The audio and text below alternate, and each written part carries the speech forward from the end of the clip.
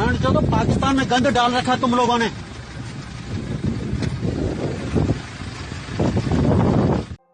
گند ڈال رکھا ہے پاکستان میں تم لوگوں نے. پاکستان ایک پاک جگہ، ایک صاف جگہ.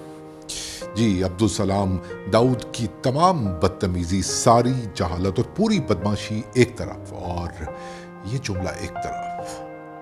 گند ڈال رکھا ہے پاکستان میں تم لوگوں نے.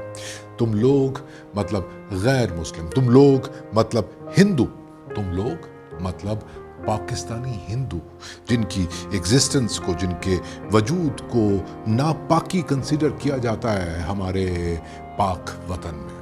اور ادھر ہمارے صدر یہ ٹویٹ فرماتے ہیں کہ انتہا پسندی کا یہ واقعہ ایک آئسولیٹڈ واقعہ ہے جو ہماری عمومی سوچ کو ریپریزنٹ نہیں کرتا.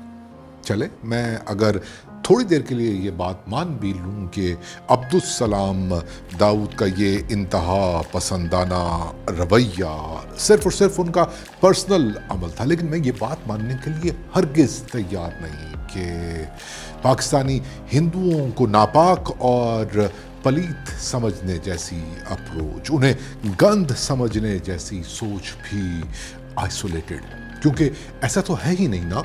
سچ تو یہ ہے کہ اپنے وطن کا نام پاکستان سجیسٹ کرتے وقت ہی ہم لوگوں نے یہ طے کر لیا تھا کہ یہاں پر کون پاک کہلائے گا اور کون ناپاک.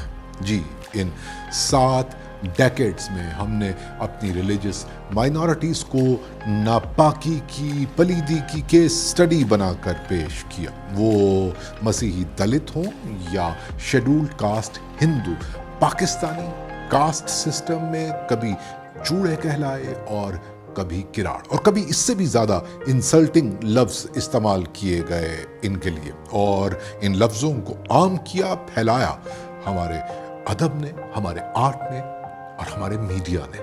اور ابھی بھی آپ دیکھ لیجئے ہمارے تنگ نظر، تنگ ذہن وزیر اعظم کی فرمائش پر ہمارے سرکاری ٹی وی پر نشر ہونے والے ترک ڈرامے کی اردو ڈبنگ کو. جی، ہفتے کے 7 دن کروڑوں پاکستانیوں کو ایک خاص قسم کی وکیبلری کی ڈوز دی جا رہی ہے، ترگت، حلیمہ، ارترول، بمسی وغیرہ وغیرہ کے تھرو.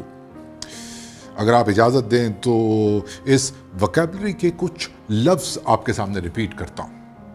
غدار، کافر، ملون، سازش، ناپاک ارادے، فتح، سر اڑا دوں گا، جہنم رسید کر دوں گا.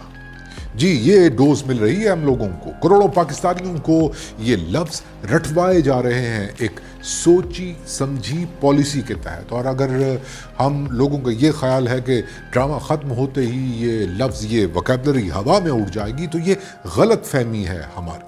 جی، یہی لفاظی، یہ اردو ٹرانسلیشن، یہ رویے ہر عبدالسلام داؤد کی سوچ بناتے ہیں. فرق صرف اتنا ہے کہ ارطغرل غازی گھوڑے پر سوار ہو کر کافروں کو اپنی تلوار کا مزہ چکھاتا ہے، اور عبدالسلام داؤد اپنی بڑی سی اونچی گاڑی پر سوار ہو کر.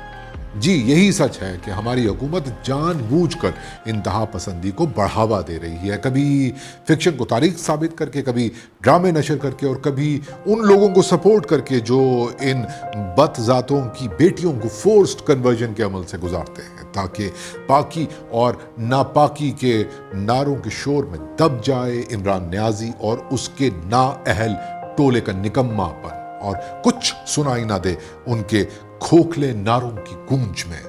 لیکن سچ تو یہ ہے کہ لوگ جتنا بھی چیخ لیں، جتنا بھی چلا لیں، چاہے چیزوں کو جتنا بھی ڈسٹارٹ کر لیں، یہ حقیقت بدل نہیں سکتی کہ پاکستانی ہندو گند نہیں، بلکہ اس دھرتی کی، اس مٹی کی خوشبو. جی، پاکستانی ہندو یہاں کا وہ نیٹو، وہ مقامی، وہ تلوطنی ہے جو پاکستان بننے سے ہزاروں سال پہلے بھی یہی رہتا تھا، اور آج بھی یہی ملک اس کا ملک ہے، یہی ملک اس کا گھر ہے. اور اس گھر میں اگر کوئی چیز گند ڈال رہی ہے تو وہ پاکستانیت کی ایسی غلط تشریح ہے جو خود کو پاک اور دوسروں کو پلید سمجھتی ہے.